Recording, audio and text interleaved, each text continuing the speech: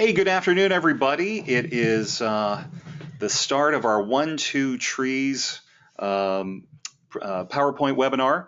And my name is Scott Carr. I am District Governor-elect for Rotary District 5340, and I'm very pleased to have with me here Cindy Blaine, who is the Executive Director of California ReLEAF.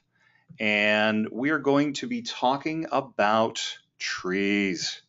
And as a little bit of background, RI President-elect Ian Risley was at International Assembly back in January in our district and had made an announcement that he wanted to challenge all of our clubs to think sustainably about all of the projects that we're doing. To that end, Ian Risley has challenged every club to plant one tree per member before Earth Day in 2018. It's a bold challenge, which if all of the clubs and Rotarians around the world are able to accomplish, will mean 1.2 million new trees being planted before April of 2018. Within our district, our goal is to plant 5,000 trees across District 5340 from July 1st, 2017 till April 22nd of 2018. So there are a lot of questions that folks have had about exactly how we're going to accomplish this goal. It is a biggie, but fortunately, we're going to have help in that regard. And to help us along the path, we are partnering with the California ReLEAF Foundation, and that is where Cindy comes in. We're very excited to be partnering with California ReLEAF because they're an organization that serves over 90 community-based groups across California. Our Rotary District will be partnering with them to give each and every club access to resources to host and participate in their own tree planting events, with an eye towards sustainability. California ReLEAF is an organization that works to connect grassroots organizations and help build strategic partnerships that will preserve, protect, and enhance our great state's urban and community forests. Cindy Blaine is the Executive Director of California ReLEAF, and she has over a decade of experience working in environmental and urban forest-based nonprofits. So, Cindy, take it away from here. Thank you, Scott. Hi, everybody. As Scott said, I'm Cindy Blaine with California ReLEAF, and I'm really delighted to see Scott jump right on board with the Rotary International initiative. I think it's just fantastic that Rotary International is taking such a big goal on. So today, we're going to talk about, this is kind of a list of takeaways that you see in front of you right now. It's like, why should you plant trees? We're going to talk about the benefits and ecosystem services and how it helps your communities. As far as California ReLEAF, I'll give you a little bit more background on who we are and how we can help. Planting trees, is it really rocket science, or can anybody do it? Well, there's some tips that we want to give you, and then resources, other things that we'll cover. I just want to start by saying one thing, that many people see planting trees in your neighborhood as a purely environmental action, whereas we believe that putting trees in urban areas is first and foremost about community improvement and development, as well as being a great introduction to environmentalism, local environmental activism. So thank you very much. The power of trees. I used to work in computers. I used to work in Cupertino for Tandem Computers, and we thought computers were whizzy bang and amazing, but trees are absolutely way above and beyond computers because they do all sorts of things and nobody ever had to program them. For example, they clean the air, they cool the air, they capture stormwater, they clean the water, they help reduce our stress, and all of this has incredible impacts on our lives. And I'm talking about the urban trees, especially the ones that are right in your neighborhood and providing those benefits where you live. So for example, for air quality, you know, it's one thing to talk about the air being cleaner, but that has a direct impact on your family's health as far as asthma, as far as heart disease, as far as a lot of things. And then stress and attention restoration. There are studies that show that school children that look out on trees outside their classroom windows have better attention restoration and better concentration. As I like to tell kids, it means it makes you smarter, right? Climate cooling and stormwater capture. You know, California's always been a land of extreme microcosms or microclimates and temperatures. So urban trees help with climate cooling where you live. And then they also help with stormwater capture when we have those terrible floods that we get, like this last year when we had more rain than we ever had anticipated after 5 years of drought. So these are some of the public health benefits. If you look at that, that bar graph off to the right on the screen, this is a graph from Kathy Wolf, who is at the University of Washington, and she's been collecting a lot of data on research about urban trees and public health. What you see is that to the left of the red line was all the research before the year 2000. So to the right of the red line shows that research is skyrocketing, showing the connections between urban trees and public health. It's pretty amazing. What we do at California ReLEAF, and Scott already read you the part about empowering grassroots efforts, that's our mission. So we were really started back in 1989 when about 10 urban forest groups got together and said they needed like a trade association for nonprofits. And so we provide education, advocacy, and pass-through grants to urban forest nonprofits and other community groups that want to plant trees in their neighborhood.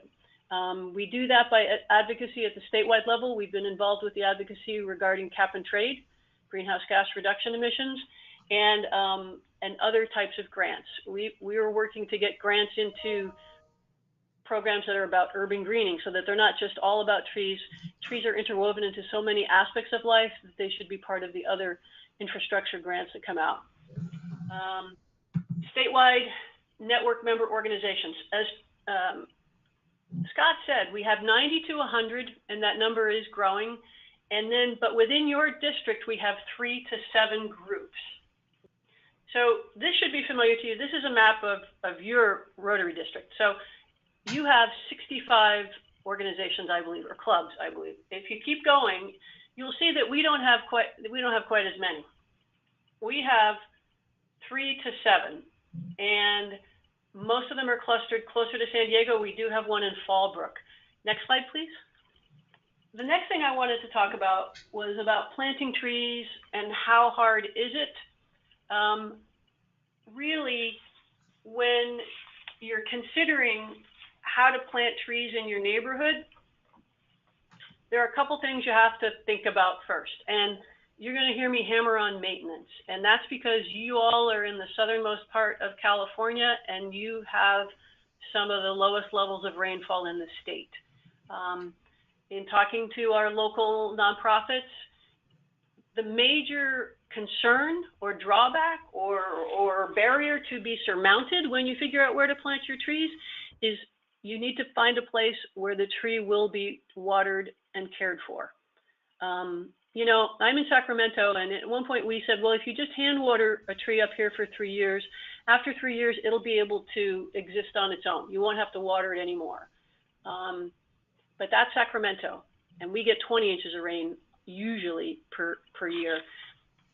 I'm not even sure that counts in Sacramento anymore, that we should have irrigation systems or irrigation methods in place in case we have another drought blow up. So first of all, pick a place where there's already an irrigation system that'll work for the trees, or figure out that you've got a partner there that will hand water the trees. When you're thinking about the right tree in the right place, and that's an expression you'll hear a lot in the tree world.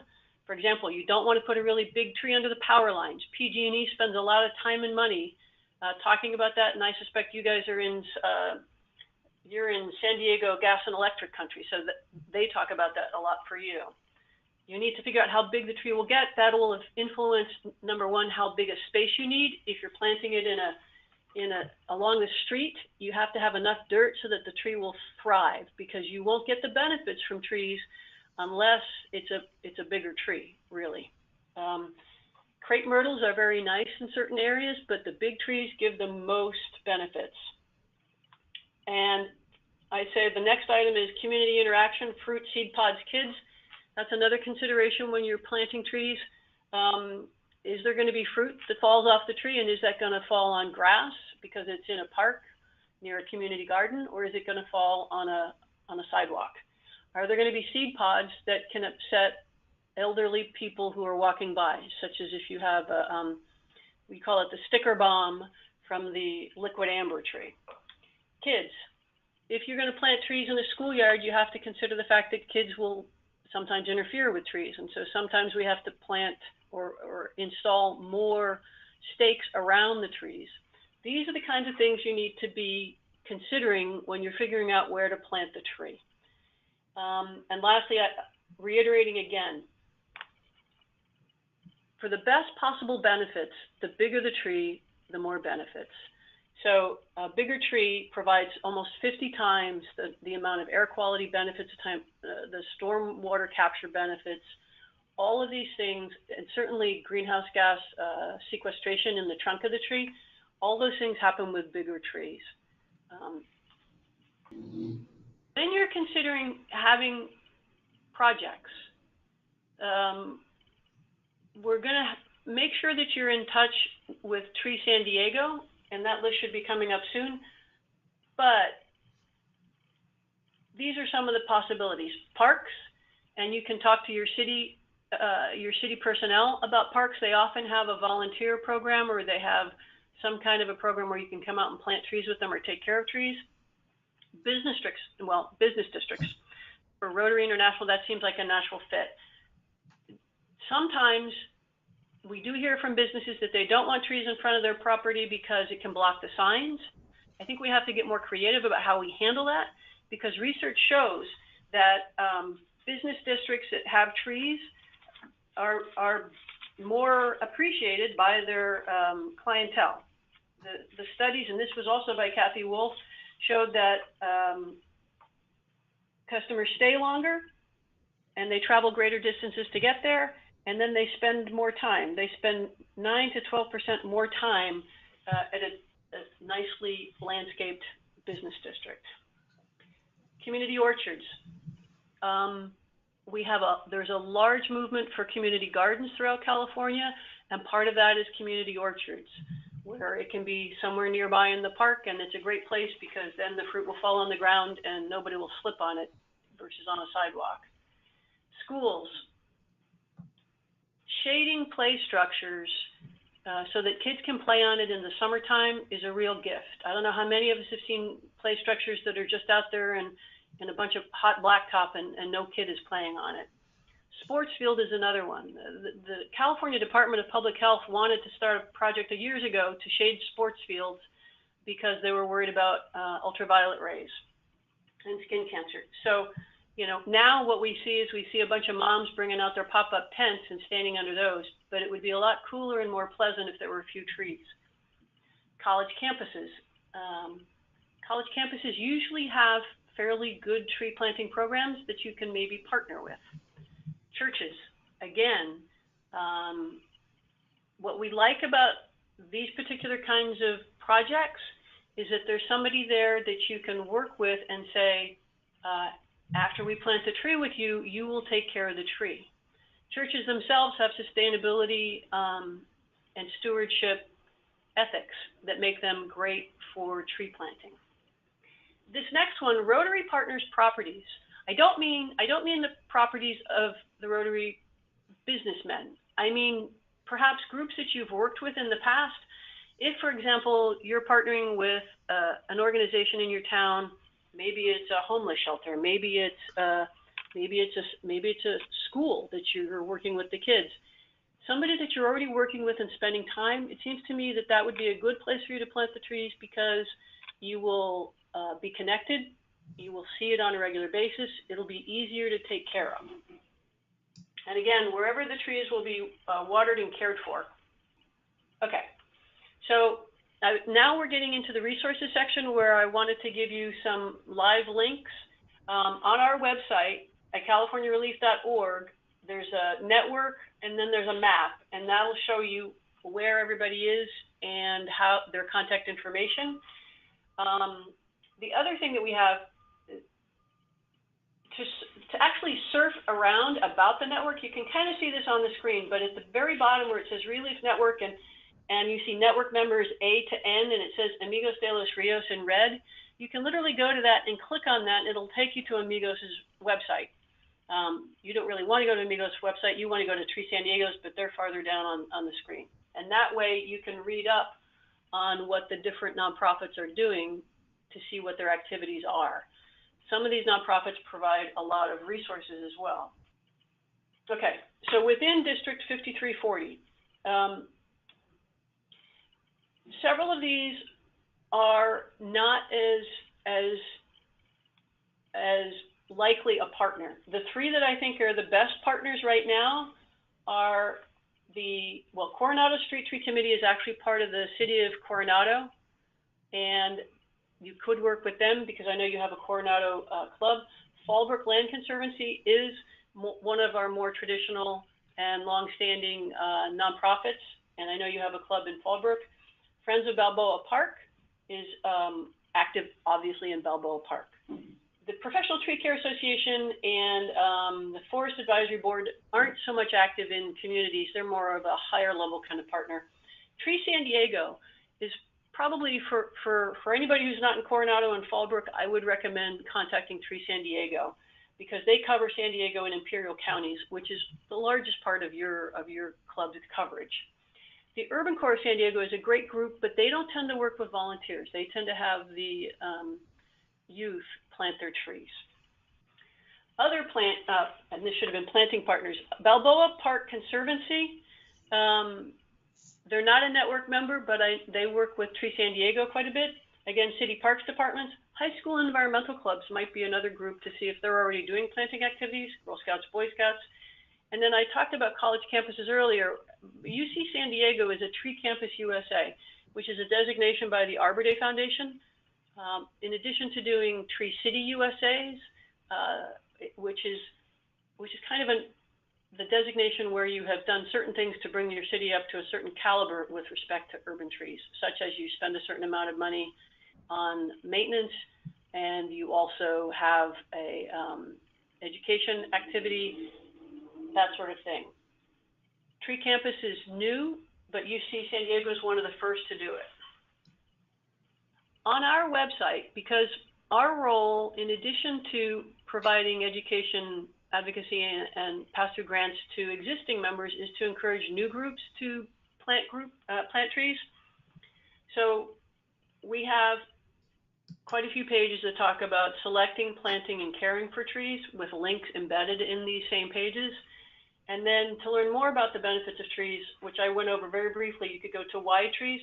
You see the very beginning of an infographic. It says California needs urban forests. That's an infographic that you can look at as far as the benefits of trees, not only as far as air quality, but also as far as economics.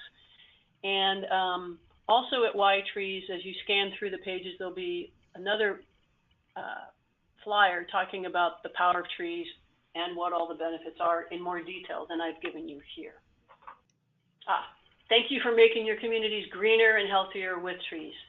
We really appreciate Rotary International stepping up to this and partnering with us. Here's my phone number and my email, and feel free to call me if you have any questions whatsoever. Thanks, Cindy. Really appreciate it. And kind of dovetailing on some of the items that Cindy talked about, we are being charged with coming up with creative strategies for reaching this 5,000 tree goal. And there are some additional items that you may want to consider within your own club with club presidents and incoming president-elects. For starters, consider designating an actual tree project coordinator within your club to oversee all the aspects of your projects, whether it's looking for ideal sites, finding organizations to supply trees, identifying what trees are appropriate for each particular location, and then also that tree project coordinator could be interfacing with the district to report back on the success of your individual projects. Having one person within that role can make a huge difference and help consolidate all of the reporting with one individual. Another idea is looking at these projects for their membership potential. There are very few people who don't enjoy getting outside and getting their hands involved in a particular project, especially if your club is looking at attracting younger members. There is no better way to really engage folks in a project where they will be able to make a lasting impact in a particular location. Tree projects are great because 1 year, 2 years, 3 years, 5 years down the road, these individuals can come back and see the results of their work, and they would also make for wonderful members of your individual clubs. And then also be ready to report plantings upon completion of your projects. The items that we would be looking for would include the date of the project, the location, the specific location so that it could be mapped, the number of trees that ended up being planted, as well as any photos about the projects that you can provide. All of these will be reported through Rotary5340.org, and then we are going to be consolidating all of the efforts of the 65 clubs across our district and reporting on the success of our challenge campaign, with the idea being that come Earth Day 2018, we'll be able to celebrate our massive achievement for having 5,000 new trees planted by then. So with that, I'd like to open it up to any questions that folks might have. Within the GoToWebinar control panel, you'll see a box in there for questions. Simply go ahead and type in your question, and then we can get it answered for you. Cindy, I have a question for a club that really does not know where to start. You mentioned Tree San Diego as being a good resource. You mentioned your own website. Are there any other specific local resources that might be better than others for clubs to really get their roots and figure out how to get this project on calendar? I would say I was talking with Lori Bradling, who's the executive director at Tree San Diego, and I believe one of the best things you could do is, it's one thing to have a webinar like this, but you could also work with Tree San Diego to come out and talk about how you would do things in your neighborhood. And it may be that because Tree San Diego covers both Imperial and San Diego counties, it may be that there's already something happening that you could chime in on and support. Or, and I think Callie Lagakis, who works with Lori, may actually be the person coming out. She's the project director and working on some of these projects. But come out and talk to see how some of their projects might mesh with your projects, or some other ideas that you haven't even thought of. Wonderful. And that way you'd have somebody locally that could talk to you about what's happening. Excellent. Paul Deverman asked a question: how much should individual clubs be budgeting as a cost per tree? It's a great question. This is a really interesting question, and you have to be careful about what you think of as the cost per tree. You heard that I was emphasizing maintenance, and so that really means that there's the cost for how much it takes to buy a tree, and then you can always plant it with your volunteer work, but then taking care of the tree over the next 3 to 5 years, or until it's established, or until you've turned it over to somebody else to take care of. In the urban tree world, you can buy a tree for anywhere between 50 and 75 bucks. But taking care of the tree, you should count on at least $300 if you're talking about taking care of it for 3 years. It depends on whether or not you put in an irrigation system, or if you're doing a watering truck. I mean, literally, we have some members that have watering trucks now. The one I know about is in Northern California, but so that means labor. So it really depends on how you're setting up the maintenance, and that really depends on where you're going to plant. Excellent. And Keith Rickenbacher asked whether individual tree plantings by members count, or are you only looking for projects with multiple plantings by a group? And Keith, I can take on that one. As to the challenge that was thrown out there, what we're trying to do is achieve the 5,000 trees made by Rotarians. It is not specific to a particular club project per se. If individual Rotarians want to go out and plant trees, even in their own yard or somewhere else, that certainly could count towards our goal. And that would then be able to be reported either to the club president or, if available, the tree project coordinator within there. Suzanne Manuel had a question. A goal for each club, for a large club, 200 or 300 might be a challenge. Yes, Suzanne, it might be a challenge. The whole thing might be a challenge. The goal is to have 5,000 trees spread out across our entire district. We have such a rich, diverse region that we span, because the size of our district goes from Mexico, the border with Mexico, all the way up to the Camp Pendleton area, and from the coast to the border with Arizona. So there's a lot of biodiversity within that region. It is quite the goal, and for the larger clubs, 200 or 300 definitely will be challenging. Hopefully there will be enough support within each of the clubs to make sure that can happen. I believe that it can, and I believe that we definitely will achieve that 5,000 goal. Jane Kwan had a question, Cindy, and you might be able to answer this one. She was curious if you had any recommendations on low maintenance trees that might be specifically suited for the Southern California area. I guess low maintenance trees, are you trying to say, okay. There's a lot of different tree species, and one of the links that was on my PowerPoint talked about selecting trees. And so if you go to that information about selecting trees, there's also a link there to Cal Poly, where they have a website called Select Tree, and you can put in different attributes that you want about your trees. So you could pick something that says it's a drought-tolerant tree. Now, I'll just warn you, drought-tolerant trees tend to be smaller and more stunted, therefore they do have, quote-unquote, fewer benefits, fewer ecosystem services. But, oh, you're going to go to my website. Okay. I pulled up your website. Where would somebody go on your website to see that? It's funny. If you go to Resources, over to the right, click there, just click on that top button. Okay. Okay, and then you see over under All Things Trees, the last button that says Tree Selection and Care. Perfect.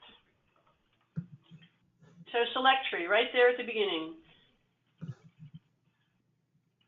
Tree Characteristics Glossary.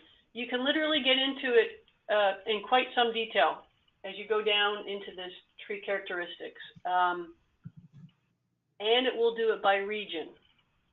So you'll need to spend a little bit of time there, but this is the other thing I wanted to mention. The other reason that I suggest talking to Tree San Diego is they can talk to you about tree species as well. And they can talk about what are the ones that have worked best in your region. Yep, Tree San Diego. Excellent. And so we are going to be publishing a recording of this broadcast, as well as information on the PowerPoints. We're also going to be preparing materials that can be shared within clubs to help get folks excited. Cindy, do you have any recommendations for individuals within clubs on ideas that they can use or implement to help get folks excited about these types of projects? Ideas about how to help them get excited. Well, if you go back to the website, we do have the handout on the power of trees. Let me just show you a couple of handouts, and I emailed them. If you go to, let me make sure I've got it right. If you go to Resources, see where it says Why Trees? You click on that nav bar that drops down. There we go. Why? There you go. So for example, this infographic, you can click on this page. It says right there, click here for this infographic. Then it's a PDF that you can share, and it talks about what urban forests do for California. The other infographic, or actually flyer, if you go back to the Why Trees page. Whoop, let's go back here. Okay, you see the tab at the far right that says Power of Trees? This is a 2-page PDF. You can click on it, yeah. And it kind of breaks it down and what does it do for your family, what does it do for community, and what does it do for the world? And then it goes into more detail on the back. All right? Excellent. And these benefits are all based on the research that's been happening over the last 20 to 30 years, and a lot of it in the last 10 years. So those are 2 items to take back to your clubs. That's great. So again, the main California ReLEAF website is californiareleaf.org, and there are tremendous resources there. And come Earth Day this year is when we are going to be unveiling to the public that Rotary District 5340 has teamed together with California ReLEAF. Will be the first Rotary district to have done so, and we're very excited. Cindy, in closing, do you have any final remarks for our Rotarians on the call? The tree world is filled with fun and helpful people. If you have any questions, call us. Awesome. Great. With that, thank you very much, everybody, for being a part of this, and we look forward to everyone's participation in meeting our 5,000 tree goal. Thank you again.